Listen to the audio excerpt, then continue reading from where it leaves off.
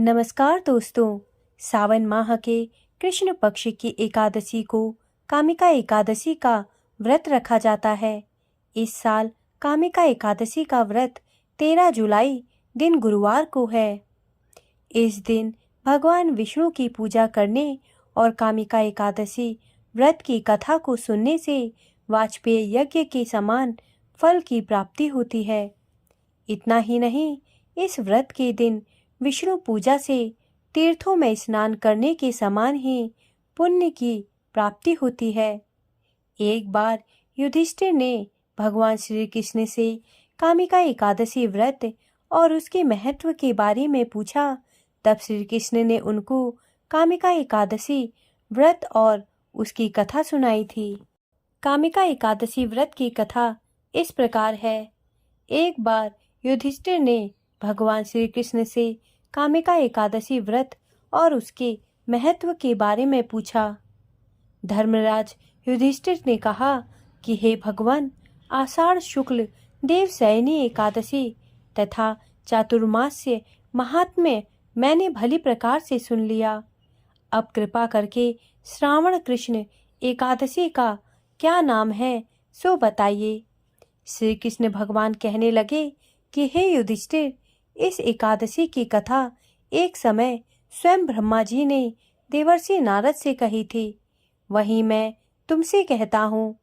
नारद जी ने ब्रह्मा जी से पूछा था कि हे पितामह, श्रावण मास के कृष्ण पक्ष की एकादशी की कथा सुनने की मेरी इच्छा है।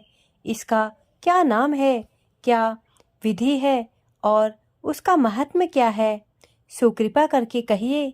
नारद जी के ये वचन सुनकर ब्रह्मा जी ने कहा, हे नारद, लोकों के हित के लिए तुमने बहुत सुंदर प्रश्न किया है। श्रावण मास की कृष्ण एकादशी का नाम कामिका है। उसके सुनने मात्र से वाजपेय यज्ञ का फल प्राप्त होता है। इस दिन शंख, चक्र, गदाधारी विष्णु भगवान का पूजन होता है, जिनके नाम श्रीधर, हरि, विष्णु, माधव, मधुसूदन है। उनकी पूजा करने से जो फल मिलता है सो सुनो। जो फल गंगा, काशी, नैमिषारण्य और पुष्कर स्नान से मिलता है, वह विष्णु भगवान के पूजन से मिलता है। जो फल सूर्य व चंद्र ग्रहण पर कुरुक्षेत्र और काशी में स्नान करने से, समुद्र वन सहित पृथ्वी दान करने से, सिंह राशि के बृहस्पति में गोदावरी और गंडकी नदी में स्नान करने से भी प्राप्त नहीं होता, वह भगवान विष्णु के पूजन से मिलता है। जो मनुष्य श्रावण में भगवान का पूजन करते हैं, उनसे देवता, गंधर्व और सूर्य आदि सब पूजित हो जाते हैं।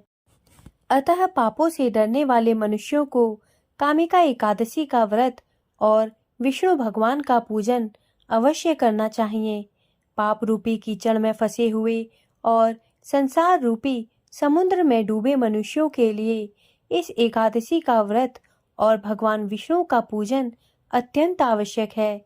इससे बढ़कर पापों के नाशों का कोई उपाय नहीं है। हे नारद, स्वयं भगवान ने यही कहा है कि कामिका व्रत से जीव कुयोनि को प्राप्त नहीं होता। जो मनुष्य इस एकादशी के दिन भक्ति पूर्वक तुलसी दल भगवान विष्णु को अर्पित करते हैं, वे इस संसार के समस्त पापों से दूर रहते हैं। विष्णु भगवान रत्न, मोती, मणि तथा आभूषण आदि से इतने प्रसन्न नहीं होते जितने तुलसी दल से होते हैं। तुलसी दल पूजन का फल 4 भार चांदी और 1 भार स्वर्ण के दान के बराबर होता है। हे नारद, मैं स्वयं भगवान की अति प्रिय तुलसी को सदैव नमस्कार करता हूँ। तुलसी के पौधे को सींचने से मनुष्य की सभी यातनाएं नष्ट हो जाती हैं। दर्शन मात्र से सब पाप नष्ट हो जाते हैं और स्पर्श से मनुष्य पवित्र हो जाता है। कामिका एकादशी की रात्रि को दीपदान तथा जागरण के फल का महात्म्य चित्रगुप्त भी नहीं कह सकते। जो इस एकादशी की रात्रि को भगवान के मंदिर में दीपक जलाते हैं, उनके पितर स्वर्गलोक में अमृत पान करते हैं तथा जो घी या तेल का दीपक जलाते हैं, वे 100 करोड़ दीपकों से प्रकाशित होकर सूर्य लोक को जाते हैं। ब्रह्मा जी कहते हैं कि हे नारद, ब्रह्म हत्या तथा भ्रूण हत्या आदि पापों को नष्ट करने वाली इस कामिका एकादशी का व्रत मनुष्य को यत्न के साथ करना चाहिए। कामिका एकादशी के व्रत का महात्म्य श्रद्धा से सुनने और पढ़ने वाला मनुष्य सभी पापों से मुक्त होकर विष्णु लोक को जाता है। दोस्तों, मेरे द्वारा दी गई जानकारी यदि आपको अच्छी लगी हो तो कृपया मेरे चैनल को सब्सक्राइब करें तथा मेरे वीडियोस को लाइक करें। धन्यवाद।